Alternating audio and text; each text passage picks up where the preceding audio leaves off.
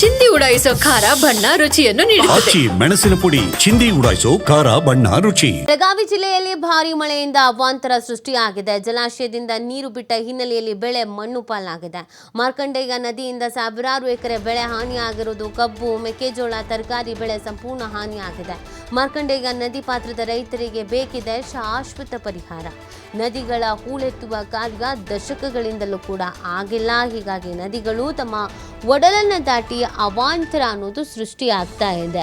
ನೋಡಿ, ವಿಪರೀತವಾಗಿ ಮಳೆ ಆಗ್ತಿರುವಂಥ ಹಿನ್ನೆಲೆಯಲ್ಲಿ ಸಾಕಷ್ಟು ರೀತಿಯಾದಂಥ ಸಮಸ್ಯೆಗಳನ್ನು ಎದುರಿಸಲಾಗ್ತಾ ಇದೆ. ಡ್ಯಾಮ್ಗಳೆಲ್ಲ ತುಂಬಿ ಹರಿತಾ ಇದೆ. ಸೊ ಇದರಿಂದ ಕೆಲವೊಂದಷ್ಟು ನದಿ ಪಾತ್ರದ ಜನರಿಗೆ ಸಂಕಷ್ಟದ ಪರಿಸ್ಥಿತಿ. ಜಮೀನುಗಳು ಮುಳುಗಡೆ ಆಗಿದೆ, ಬೆಳೆ ನಾಶ ಆಗಿದೆ, ಬೆಳೆ ಹಾನಿ ಆಗಿದೆ. ಹೀಗಾಗಿ ಪಾಪ ರೈತರಿಗೂ ಸಂಕಷ್ಟ, ಅದರ ಜೊತೆಗೆ ಆ ನದಿ ಪಾತ್ರದ ಜನರಿಗೂ ಕೂಡ ಸಮಸ್ಯೆ ಆಗ್ತಾ ಇದೆ.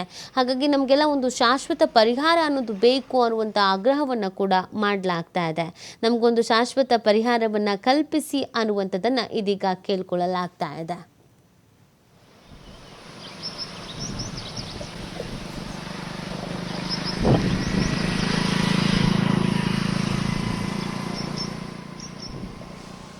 ಇನ್ನು ಇದಕ್ಕೆ ಸಂಬಂಧಪಟ್ಟಂತೆ ಅಲ್ಲಿನ ಸ್ಥಿತಿ ಯಾವ ರೀತಿಯಾಗಿದೆ, ಜನ ಏನು ಹೇಳ್ತಾ ಇದ್ದಾರೆ, ನಮ್ಮ ಪ್ರತಿನಿಧಿ ಶ್ರೀಧರ್ ಅಲ್ಲಿರೋರನ್ನ ಮಾತಾಡಿಸಿದ್ದಾರೆ. ಕೇಳೋಣ ಬನ್ನಿ.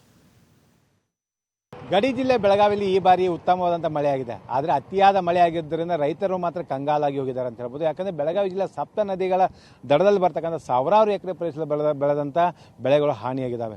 ಯಾಕಂದರೆ ಈ ಬಾರಿಯ ಮಳೆ ಅವಧಿ ಪೂರ್ವ ಬಂದಿರತಕ್ಕಂಥ ಹಿನ್ನೆಲೆಯಲ್ಲಿ ಆ ಒಂದು ಬೆಳೆ ಹಾನಿಯಾಗಿರ್ತಕ್ಕಂಥ ಕಾರಣಕ್ಕಾಗಿ ಜನರು ತತ್ತರಿಸಿ ಹೋಗಿರ್ತಕ್ಕಂಥ ನಿಮ್ಗೆ ತೋರಿಸ್ತಾ ಇದ್ದೀನಿ. ಈಗ ಬೆಳಗಾವಿ ತಾಲೂಕಿನ ಹೊರ ವಲಯದಲ್ಲಿರ್ತಕ್ಕಂಥ ಏನು ಒಂದು ಮಾರ್ಕಂಡೇಯ ನದಿ ಇದೆ, ಮಾರ್ಕಂಡೇಯ ನದಿಯಲ್ಲಿ ನಾನು ತೋರಿಸ್ತಾ ಇದ್ದೀವಿ. ಈಗಾಗಲೇ ಏನು ಮಳೆಗಾಲ ಆರಂಭವಾದಂಥ ಹಿಡಿದು ಇಲ್ಲಿವರೆಗೆ ಇದು 3ನೇ ಬಾರಿ ಈ ರೀತಿ ಮಾರ್ಕಂಡೇಯ ನದಿ ಉಕ್ಕಿ ಹರಿತಿರ್ತಕ್ಕಂಥದ್ದು. ಪ್ರಮುಖವಾಗಿ ಮಾರ್ಕಂಡೇಯ ನದಿಗೆ ಅಡ್ಡಲಾಗಿರ್ತಕ್ಕಂಥ ಏನು ರಕ್ಕಸ್ಕೊಪ್ ಜಲಾಶಯ ಕೂಡ ಭರ್ತಿಯಾಗಿರ್ತಕ್ಕಂಥ ಕಾರಣಕ್ಕಾಗಿ ಮಳೆ ನಿಂತು ಕೂಡ ಜಲಾಶಯದಿಂದ ನೀರನ್ನು ಹೊರಗೆ ಬಿಡಲಾಗ್ತಾ ಇದೆ.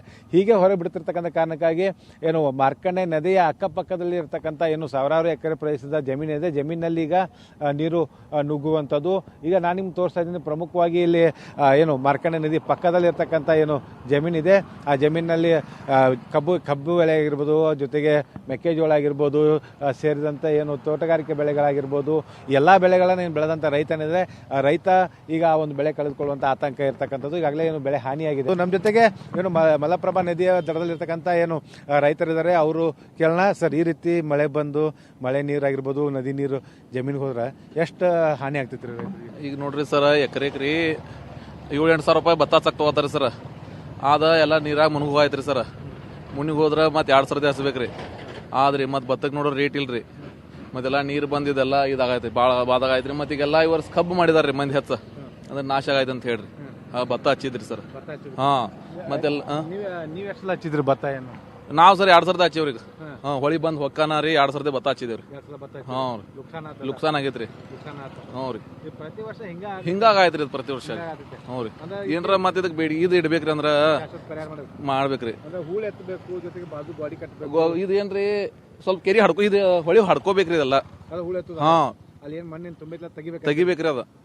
ಎಕ್ದಮ್ ಸಣ್ಣ ಆಗೈತ್ರಿ. ಈಗ ಎಷ್ಟ್ ಐತ್ರಿ ಮನುಷ್ಯನ್ ಮಾಡ ಐತ್ ನೋಡ್ರಿ. 7 ಫೂಟ್ ಐತ್ರಿ ಇದು. ಭಾಳ ಮಾಡ್ರಿ. ನಮ್ಮದೆಲ್ಲ ಹೊರ ಹೋಗಾಯ್ತ್ರಿ ನೀರ. ಮಾರ್ಕಂಡೇಯ ನದಿ ಅಷ್ಟನೋ ಹಿಂಗೆಲ್ಲ ನದಿ ಬಾಜುಕೆಲ್ಲ ಹಿಂಗ ಪರಿಸ್ಥಿತಿ ಎಲ್ಲ ಹಿಂಗಾಗೈತ್ರಿ. ಎಲ್ಲಾರ ಎಲ್ಲ ಎಲ್ಲ ಹಿಂಗಾಗೈತ್ರಿ. ಎಲ್ಲ ಹೊಳಿ ಹೊಡಿಯೋದ್ರಿ, ಎಲ್ಲ ನಾಶ ಆಗೋದ್ರಿ. ಹೂಳು ಎತ್ತಬೇಕಂತೀರಿ ಹೊಳಿ? ಹೌದ್ರಿ. ಭತ್ತವನ್ನು ನಾಟಿ ಮಾಡುವಂತ ಪರಿಸ್ಥಿತಿ ಇದೆ. ಅದರಲ್ಲೂ ಕೂಡ ಈ ಬಾರಿ ಏನಂದ್ರೆ ನದಿ ಪಾತ್ರದಲ್ಲಿರ್ತಕ್ಕಂಥ ಗ್ರಾಮಸ್ಥರು ಒಂದಿಷ್ಟು ಕಬ್ಬನ್ನ ಬೆಳೆಯುವಂತ ಕೆಲಸ ಮಾಡಿದ್ದಾರೆ. ಜೊತೆಗೆ ಇಲ್ಲಿ ನಾನು ನಿಮ್ಗೆ ತೋರಿಸ್ತೇನೆ ಯಾವ ರೀತಿ ಭತ್ತ ಆಗಿರ್ಬೋದು, ಜೊತೆಗೆ ಮೆಕ್ಕೆಜೋಳ ಆಗಿರ್ಬೋದು, ಏನು ಈಗ ಕಬ್ಬು ಆಗಿರ್ಬೋದು, ಅವೆಲ್ಲವೂ ಕೂಡ ಸಂಪೂರ್ಣವಾಗಿ ನಾಶ ಆಗಿರ್ತಕ್ಕಂಥ. ಇದು ಕೇವಲ ಏನು ಮಾರ್ಕಂಡೇಯ ನದಿ ಪಾತ್ರದಲ್ಲಿರ್ತಕ್ಕಂಥ ದೃಶ್ಯಗಳಷ್ಟೇ ಅಲ್ಲ, ಇದೇ ರೀತಿಯ ದೃಶ್ಯಗಳು ಕೃಷ್ಣ, ಮಲಪ್ರಭಾ, ಘಟಪ್ರಭಾ, ವೇದಗಂಗಾ, ದೂಧಗಂಗಾ ಮತ್ತು ಹಿರಣ್ಯಕೇಶಿ ನದಿಗಳ ಪಕ್ಕದಲ್ಲಿ ಕೂಡ ಇದೇ ರೀತಿಯ ದೃಶ್ಯಗಳಿದ್ದಾವೆ. ರೈತರು ಮಾತ್ರ ತತ್ತರಿಸಿ ಹೋಗಿದ್ದಾರೆ. ಇದಕ್ಕೆ ಶಾಶ್ವತವಾದಂಥ ಪರಿಹಾರ ಕಂಡುಕೊಳ್ಳುವಂಥ ಕೆಲಸವನ್ನ ಏನು ಆಗಬೇಕಾಗಿದೆ. ಆ ನಿಟ್ಟಿನಲ್ಲಿ ಜಿಲ್ಲಾಡಳಿತ ಮತ್ತು ಸ್ಥಳೀಯ ಜನಪ್ರತಿನಿಧಿಗಳು ಒಟ್ಟಾಗಿ ಒಂದು ಬೆಳಗಾವಿ ಜಿಲ್ಲೆಯಲ್ಲಿ ಮಳೆಗಾಲದ ಸಂದರ್ಭದಲ್ಲಿ ಯಾವುದೇ ರೀತಿಯ ರೈತರಿಗೆ ನಷ್ಟ ಆಗದಂತೆ ಕ್ರಮಗಳಾಗಬೇಕಂದ್ರೆ ಮೊದಲಿಗೆ ಹೂಳೆತ್ತುವಂಥ ಕೆಲಸಗಳನ್ನು ಮಾಡಬೇಕು. ಆ ಹೂಳೆತ್ತುವ ಕೆಲಸ ಮಾಡಿದಾಗ ಮಾತ್ರ ಏನು ಅರ್ಧದಷ್ಟು ನಮ್ಮ ಸಮಸ್ಯೆ ನಿವಾರಣೆ ಆಗುತ್ತೆ ಅನ್ನುವಂಥ ಮಾತನ್ನ ರೈತರು ಹೇಳ್ತಾ ಇದ್ದಾರೆ. ಕ್ಯಾಮ್ರಾಮನ್ ಜೊತೆ ಶ್ರೀಧರ್ ಕೊಟ್ಟಾರಸಿ, TV5 ಬೆಳಗಾವಿ.